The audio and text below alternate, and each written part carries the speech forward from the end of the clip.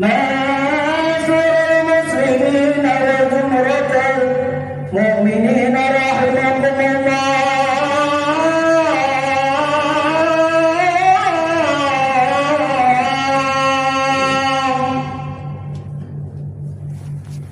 معاشر المسلمين وزمرة المؤمنين رحمكم الله.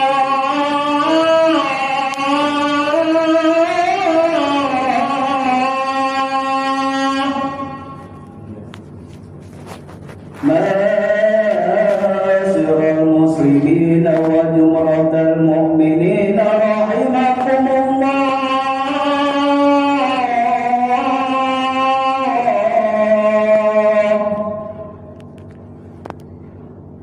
روى البخاري ومسلم عن أبي هريرة رضي الله عنه أنه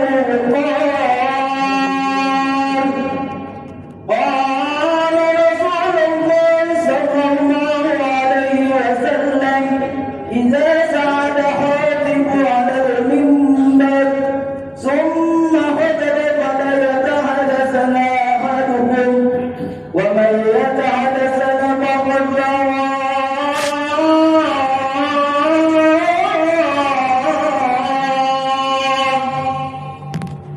ومن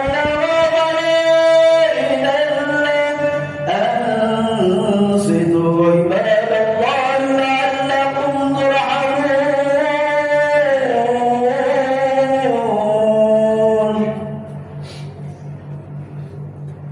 إن الله وملائكته يصلون على النبي يا أيها الذين آمنوا صلوا عليه وسلموا تسليما.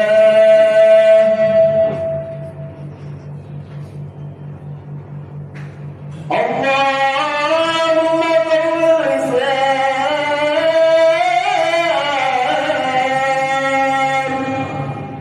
من المسلمين والمسلمات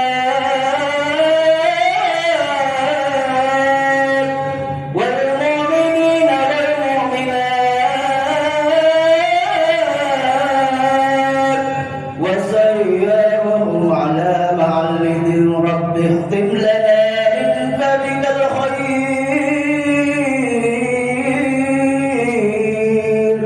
برحمتك يا أرحم الراحمين والحمد لله رب العالمين.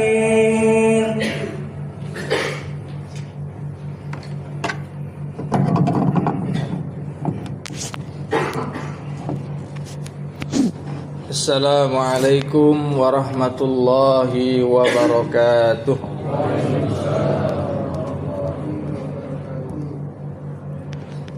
Allahu akbar. Allahu akbar. Allahu akbar. Allahu akbar. Allahu akbar. Allahu akbar. Allahu akbar. Allahu akbar. Allahu akbar. Allahu akbar kabira walhamdulillahi katsira wa subhanallahi bukratan wa asila la ilaha illallah wallahu akbar. Alhamdulillah alladzi an'amana bi ni'matil iman wa an'amana bi anwa'in ni'am wa lataifil ihsan wa faddalana ala sairi khalqihi bil ilmi wal bayan. Asyhadu an la ilaha illallah wahdahu la syarika lah dzul jalali wal ikram wa asyhadu anna muhammadan abduhu wa rasuluhu al mab'utsu rahmatan lil anam. Allahumma fassalli wa sallim wa barik ala sayyidina Muhammadin sayyidul arabi wal ajam wa ala alihi wa ashabihil kiram. Amma ba'du, faya ibadallah, usini wa iyyakum bitaqwallah wa ta'atihi la'allakum tuflihun. Wa qala ta'ala, ya ayyuhalladzina amanu taqullaha haqqa tuqatih wa la tamutunna illa wa antum muslimun.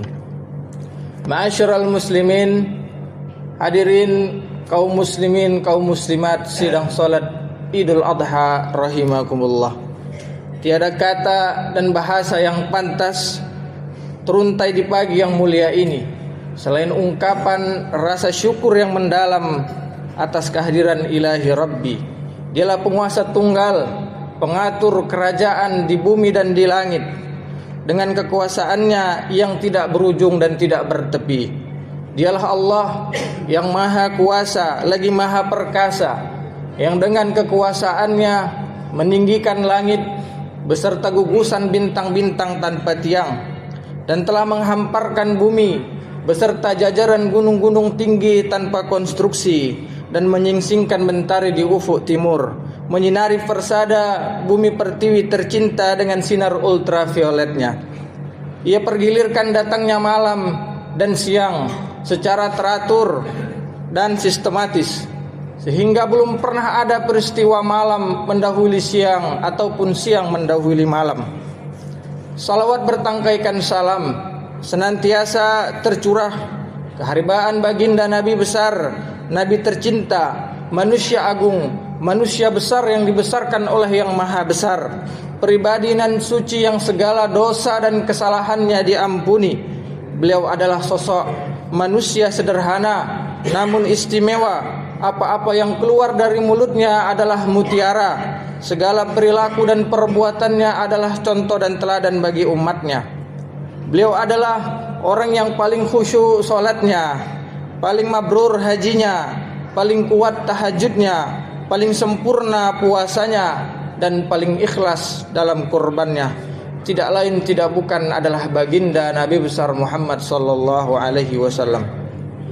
Semoga kita semua yang berkumpul di tempat yang mulia ini termaktub dan tertulis dengan tinta emas dalam deretan golongan umatnya yang senantiasa mengikuti sunnah-sunnahnya dan melanjutkan perjuangan dakwahnya. Amin ya rabbal alamin. Allahu akbar, Allahu akbar, Allahu akbar walillahil hamd. Kaum muslimin dan muslimat sidang salat Idul Adha rahimakumullah.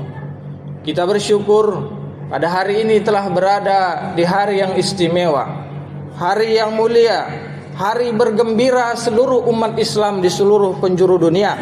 Karena hari ini adalah salah satu di antara dua Id dalam Islam, yakni hari raya Idul Adha.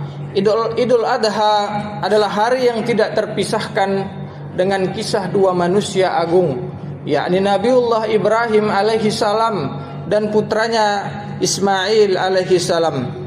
Kisah pengorbanan keduanya bahkan diabadikan di dalam Al-Quran dengan indah, dan kita memperingatinya setiap tahun dalam momen Idul Adha. Ketika itu Nabi Ibrahim alaihi salam mendapatkan sebuah perintah yang sangat teramat berat baginya melalui mimpi. Perintah untuk menyembelih anaknya yang sangat ia sayangi, yang sangat ia cintai, anak semata wayangnya yang telah lama ia nanti-nantikan. Ketika mimpi itu datang pertama sekali, Nabi Ibrahim merenung dan berpikir panjang untuk memastikan apakah mimpi ini benar-benar datangnya dari Allah atau hanya sekedar bisikan dari setan. Karena perenungan itulah pada tanggal 8 Zulhijjah dikenang dengan sebutan hari Tarwiyah, dari kata rawa yarwi yang artinya berpikir atau merenung. Pada malam berikutnya Nabi Ibrahim kembali mendapatkan mimpi yang sama, mimpi yang memerintahkan kepadanya untuk menyembelih anaknya. Kali ini ia yakin bahwa mimpi itu adalah wahyu dari Allah Subhanahu wa taala. Maka hari berikutnya pada tanggal 9 Zulhijjah disebut sebagai hari Arafah, dari kata Arafah ya'rif yang artinya mengetahui. Setelah itu Nabiullah Ibrahim menyampaikan perintah Allah tersebut kepada anaknya tercinta, putranya tercinta Nabi Ismail. Sebagaimana namanya Ismail yang artinya mendengar, maka sang putra begitu patuh kepada ayahnya, menerima apa yang dikatakan oleh ayahnya. Terlebih lagi bila mana itu merupakan sebuah perintah dari Allah Subhanahu wa taala. Bahkan Nabiullah Ismail alaihi salam mengatakan, Qala ya abati fa'al ma tu'mar satajiduni insyaallahu minas sabirin.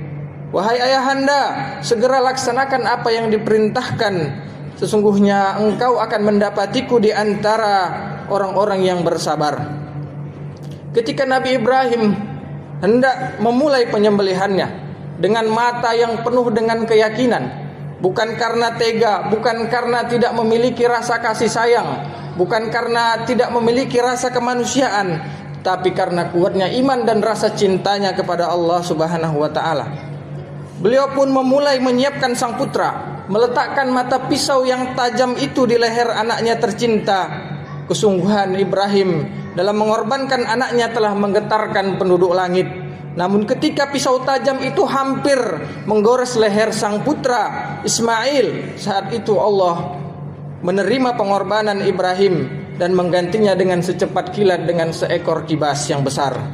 Qad saddaqta ru'ya inna kadzalika najzil muhsinin. Allahu akbar, Allahu akbar, Allahu akbar walillahil hamd. Hadirin kaum muslimin wal muslimat sidang salat Idul Adha rahimakumullah. Hari ini tanggal 10 Zulhijjah. Dalam Islam diabadikanlah kisah tersebut dengan satu sebutan, yaitu Idul Adha. Adha dari kata udhiyah yang artinya adalah kurban, dalam arti menyembelih binatang sebagaimana dalam aturan Islam. Disebut dengan adha, udhiyah, tadhiyah, yang artinya sebenarnya adalah pengorbanan. Karenanya kita hari ini sebenarnya sedang berada di satu hari di mana inilah hari pengorbanan itu. Kalaupun hari ini kita memotong domba, kambing, sapi atau apapun itu, tetapi sejatinya bukan darah dan dagingnya yang sampai kepada Allah. Darahnya jatuh ke tanah, dagingnya kita konsumsi sama-sama, tetapi yang sampai kepada Allah adalah nilai pengorbanannya dan ketakwaannya. Allah Subhanahu wa taala mengatakan, lan yanalullaha luhumuha wala dima'uha walakin yanaluhu taqwa minkum. Tidaklah yang sampai kepada Allah itu dagingnya dan darahnya, tetapi yang sampai kepada Allah itu adalah ketakwaan kalian. Ketika orang mengorbankan binatang ternak, maka di sana ada nilai pengorbanannya, ada nilai kecintaannya, ada nilai ketundukannya kepada Allah dan Rasulnya, dan itulah yang diterima dan dicatat oleh Allah Subhanahu wa ta'ala. Artinya kita menyembelih binatang itu hanyalah merupakan sebuah perlambangan saja di sisi Allah Subhanahu wa ta'ala. Hanya sebuah isyarat bahwa kita siap untuk berkorban untuk Allah Subhanahu wa ta'ala. Sebagaimana Nabiullah Ibrahim alaihi salam mengorbankan apa yang paling ia cintai dalam kehidupannya, meskipun harus mengorbankan anaknya. Dengan cara itulah baru kita akan mendapatkan kebaikan cinta dari Allah Subhanahu wa taala. Allah mengatakan, lan tanalul birra hatta tunfiqu mimma tuhibbun. Sungguh kalian tidak akan mendapatkan cinta, mendapatkan kebaikan dari Allah sebelum kalian menginfakkan apa yang paling kalian cintai. Allahu akbar, Allahu akbar, Allahu akbar walillahil hamd. Hadirin kaum muslimin wal muslimat sidang salat Idul Adha rahimakumullah. Dan hidup ini adalah tentang pengorbanan. Ibadah kurban yang kita laksanakan setiap tahun mengajarkan, melatih diri kita untuk senantiasa berkorban, menyembelih rasa kepemilikan terhadap harta yang kita miliki. Dan kurban ini sejatinya bukanlah satu-satunya pengorbanan dalam kehidupan seorang muslim. Justru seluruh kehidupan muslimin itu adalah pengorbanan. Karenanya muslim sangat terbiasa berkorban, mengorbankan apa saja untuk Allah dan Rasulnya. Jangankan hanya sedikit harta daripada apa yang Allah titipkan kepada kita, seorang muslim bahkan siap untuk mengorbankan nyawanya di jalan Allah Subhanahu wa taala. Bacalah kisah orang-orang besar dalam sejarah Islam, bagaimana mereka menghadapi kematian fisabilillah dalam keadaan tersenyum, bagaimana mereka berlomba-lomba mendapatkan kematian di jalan Allah dalam keadaan tersenyum. Amr bin Jamuh, salah seorang sahabat Nabi yang sudah tua renta, karena memang dia mengenal Islam ketika usianya telah masuk 60 tahun. Karena sadar bahwa dia sudah cukup terlambat dalam mengenal Islam, maka ketika panggilan jihad dalam perang Uhud itu datang, maka Amr bin Jamuh bersegera menemui Rasulullah meminta izin untuk ikut dalam perang tersebut. Padahal Amr bin Jamuh sudah tua renta, dan apalagi dia memiliki cacat di kakinya. Dalam Islam, orang kalau sudah tua maka diizinkan tidak ikut berperang.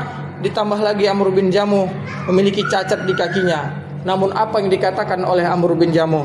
Uridu an ata'al jannata bi'aradi hadha. Ya Rasulullah, aku ingin menginjakkan kaki pincangku ini di surga ya Rasulullah. Putra-putranya yang sangat menyayanginya, yang gagah-gagah dan pemberani, sudah berusaha mencoba mencegah sang ayah untuk turun ke medan perang. Namun sang ayah tetap bersikukuh untuk ikut. Lalu mereka mengatakan kepada Rasulullah, "Ya Rasulullah, ayah kami ini sudah tua renta. Izinkan beliau untuk tidak ikut berperang dan tinggal di rumah saja ya Rasulullah." Maka terjadilah perdebatan di antara ayah dan anak. Bukan perdebatan yang memperebutkan harta, namun perdebatan untuk mengorbankan apa yang paling berharga dalam kehidupan seorang manusia, yaitu nyawanya. Maka Amr bin Jamuh tidak bisa dilarang, tidak bisa dicegah. Dia ikut dalam perang, sehingga kemudian pada akhirnya dia pun mendapatkan apa yang dia inginkan, mati syahid di jalan Allah. Kaum muslimin terbiasa mengorbankan apa saja, bahkan yang paling mahal dalam hidupnya untuk Allah Subhanahu wa taala. Itulah kehidupan orang-orang beriman. Allahu Akbar, Allahu Akbar, Allahu Akbar, walillahil hamd. Al-Quran pun mengisahkan tentang kisah orang-orang yang menangis karena tidak ikut berperang, yaitu ketika dalam perang Tabuk. Perang Tabuk ini adalah salah satu perang yang paling berat, paling sulit yang dijalani oleh Nabi dan para sahabatnya, karena faktor jarak yang jauh dan kendaraan yang tidak memadai. Lalu datanglah salah sekelompok orang menghadap Nabi dan mengatakan, "Ya Rasulullah, kami ini ingin ikut berperang. Kami ingin mendapatkan kemuliaan berperang bersamamu ya Rasulullah. Namun kami tidak memiliki kendaraan dan tidak mungkin pula kami berjalan kaki ya Rasulullah, karena jarak yang sangat jauh. Tetapi kami ingin ikut berangkat." Maka Nabi mengatakan, tidak ada lagi kendaraan yang tersisa. Bahkan satu ekor kendaraan saja, satu ekor unta saja harus ditunggangi oleh banyak orang dan diganti secara bergiliran. Maka Nabi dengan terpaksa menolak mereka dan tidak membawa mereka, sehingga mereka pun terpaksa berpaling meninggalkan Nabi. Mata mereka bercucuran air mata, menangis karena sedih, karena tidak bisa ikut berperang, tidak dapat mengorbankan, tidak dapat merelakan apapun dari apa yang mereka cintai, baik harta maupun nyawa mereka.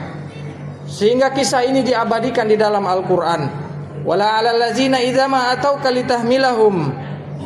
Dan kepada orang-orang yang jika mereka mendatangimu untuk ikut bersamamu dalam perang, qul la ajidu ma ahmilukum alaih. Lalu kemudian engkau mengatakan, tidak ada lagi, aku tidak menemukan kendaraan apapun untuk membawa kalian. Tawallau wa ayunuhum tafidu minad dam'i hazanan alla yajidu ma yunfikun. Maka mereka berpaling, air mata mereka bercucuran karena tidak menemukan apapun untuk mereka infakkan. Mereka bersedih bukan karena dipaksa untuk ikut berperang, tapi bersedih karena terpaksa tidak dapat ikut berperang. Namun meskipun tidak jadi berangkat, tapi Allah telah mencatat niat mereka sebagai sebuah pengorbanan dengan pahala yang sempurna.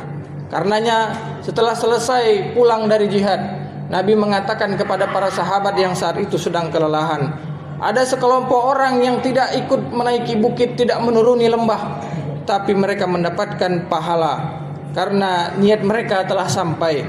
Begitulah Nabi mengatakan, niatul mar'i khairum min amalih.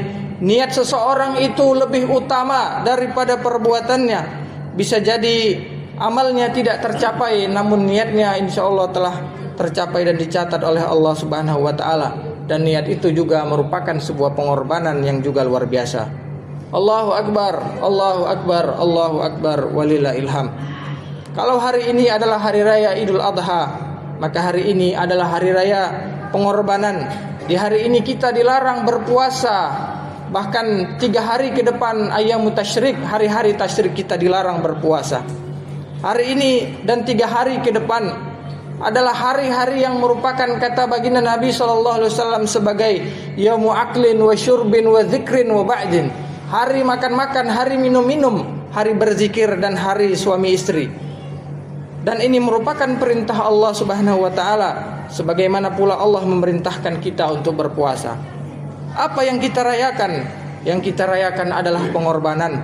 Di manakah orang menemukan ada pengorbanan itu dirayakan kecuali di dalam Islam? Di mana-mana pengorbanan itu adalah sesuatu yang berat, perlu perjuangan dan mungkin terpaksa untuk mengorbankan sesuatu. Tapi dalam Islam pengorbanan itu dirayakan. Dalam Idul Adha kita merayakan pengorbanan ini. Karenanya saat kita mengorbankan apa saja untuk Allah, kita korbankan usia kita, waktu kita, harta kita, apa saja, bahkan nyawa kita korbankan untuk Allah, maka itu adalah hari Id. Di mana kita berkorban untuk Allah, maka itu adalah hari Id bagi kita. Allahu Akbar, Allahu Akbar, walillahil hamd.